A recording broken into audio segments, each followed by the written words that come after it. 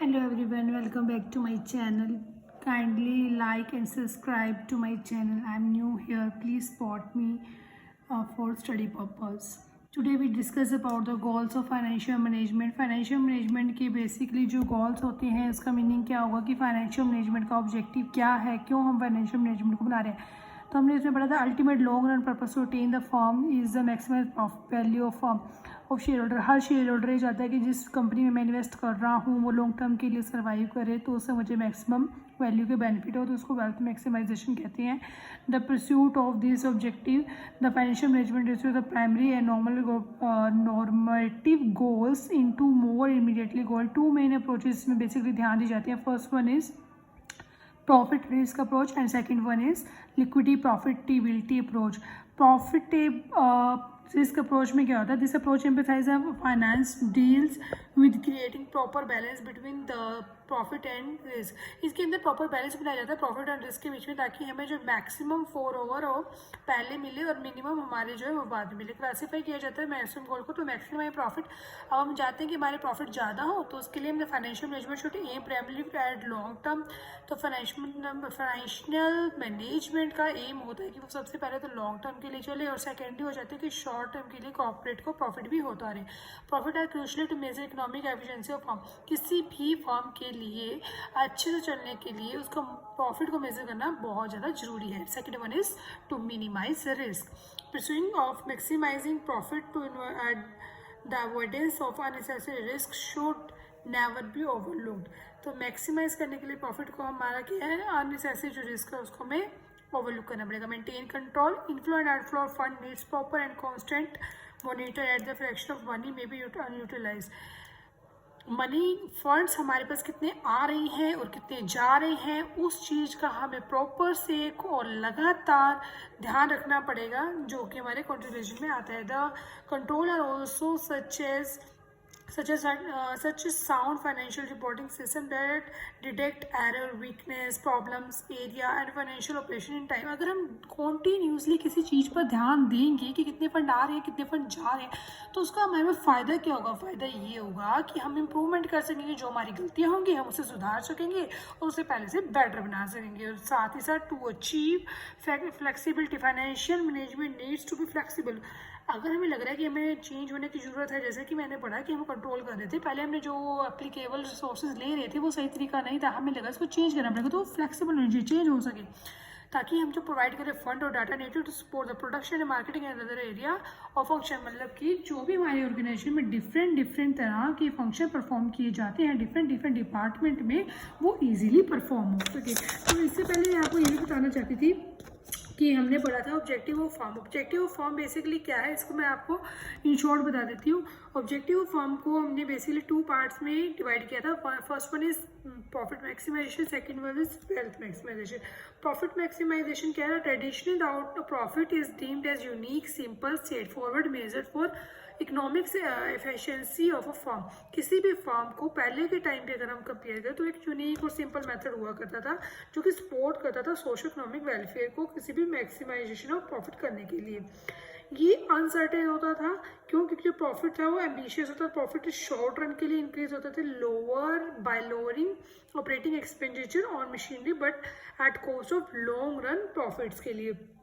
Similarly अगर हम बात करें कि इसमें ये इंक्लूड नहीं होता था कि जो हमारा before tax and after tax total profit पर शेयर, ऐसा कुछ स्पेसिफिक मेंशन तो नहीं होता था. बस ये बोलते थे कि प्रॉफिट हुआ है, उसमें टैक्स इंक्लूड है नहीं है, कौन से टाइप का प्रॉफिट हो रहा है, ऐसा कुछ मेंशन नहीं था. ये इग्नोर करते थे time value of money. Time value of money means कि आज जो हमारे करेंसी की वैल्यू है वो पहले भी उतनी करेंसी की वैल्यू कितनी थी. लाइक आज के टाइम में अगर मैं 100 रुपये अर्न कर रही हूँ, तो मुझे 1 साल पहले वो 100 रुपये अर्न किए थे, तो किसकी वैल्यू ज़्यादा होगी? तो हम एग्जाम्पल खुद ले सकते हैं कि आज की वैल्यू में महंगाई ज़्यादा बढ़ रही है. महंगाई ज़्यादा बढ़ने से पहले बढ़ने के कारण जो हमारी वैल्यू है करेंसी की वो कम हो रही है. 100 रुपये में पहले ज़्यादा चीज़ें आती थी, अब कम चीज़ें आ रही है, तो मतलब टाइम वैल्यू ऑफ मनी तो हो रही है, बट ये इसको इग्नोर करते थे. साथ ही साथ इसमें लास्ट पॉइंट है, it does not consider the impact of dividend policy. ये डिविडेंड पॉलिसी के इम्पैक्ट को भी इग्नोर करते थे. कि उसके बाद ये quality expect like sales growth, diversion of activity service of society, इसको भी इसमें जो नॉन प्रॉफिट एक्टिविटीज़ थी किसी भी कॉर्पोरेट ऑब्जेक्टिव्स की, वो देखी जाती थी। नेक्स्ट वन हम पढ़ते हैं वेल्थ मैक्सिमाइजेशन। वेल्थ मैक्सिमाइजेशन क्या है कि शेयर होल्डर जो कि हमारे बिजनेस में इन्वेस्ट कर रहे हैं क्या, मनी को, तो उनकी जो वेल्थ है, उनकी जो शेयर होल्डर की वेल्थ है, उसको कैसे मैक्सिमाइज करना है।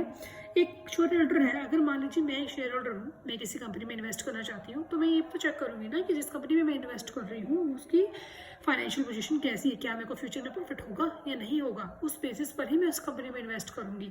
तो वो चाहते हैं वेल्थ मैक्सिमाइजेशन और net profit worth maximisation is often consider long term objective of firm.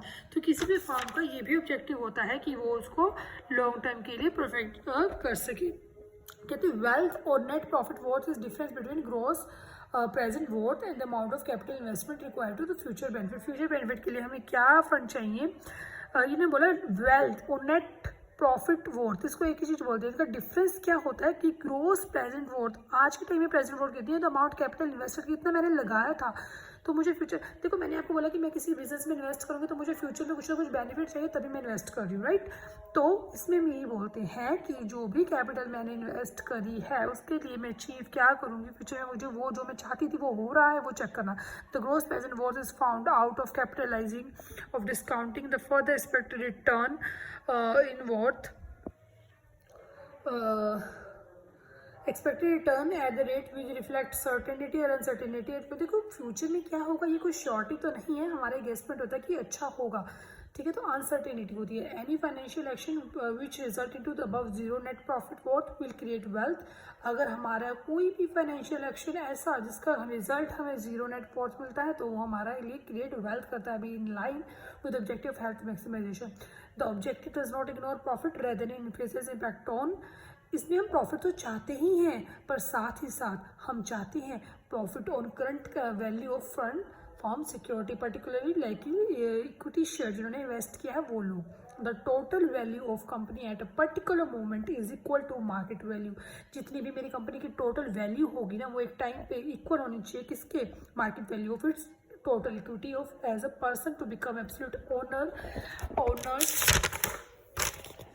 to buy all share of the equity at the rate, but this market price should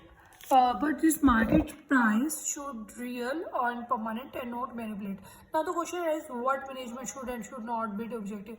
देखो क्वेश्चन ये रह सकता है कि क्या मैनेजमेंट को करना चाहिए और क्या नहीं करना चाहिए। तो anything done by the company management to attain and sustain higher value of equity will form part of management strategy. कुछ भी जो कंपनी करती है मैनेज करने के लिए अपने टेन को और हायर वैल्यू इक्विटी के लिए पार्ट ऑफ मैनेजमेंट स्ट्रेटजी है ताकि वो अपने ऑब्जेक्टिव को वेल्थ मैक्सिमाइजेशन के ऑब्जेक्टिव को अचीव कर सके। इसके अंदर क्या इंक्लूड होता है मैं आपको शॉर्ट में समझा देती हूँ सारा। देखिए लेवल ऑफ रिस्क क्या होता है वाइल एक्सेप्टिंग प्रोजेक्ट। जब भी मैं किसी एक्सेप्ट को, जैसे कि मैंने आपको बोला कि मैं किसी चीज़ में इन्वेस्ट करना चाहती हूँ तो ये भी किसी प्रोजेक्ट में एक्सेप्ट करें तो उसमें हाई रिस्क भी होती है एंड एक्सेप्टेबल भी होता है कि प्रॉफिट भी हाई होंगे। देखिए अगर कम रिस्क होगा तो प्रॉफिट ज़्यादा हो ये नहीं होता, दोनों इक्वली पे चलते हैं। तो ये हमें लेवल ऑफ रिस्क को भी ध्यान में रखना पड़ेगा क्योंकि लॉन्ग टर्म के लिए हम इन्वेस्ट कर रहे हैं।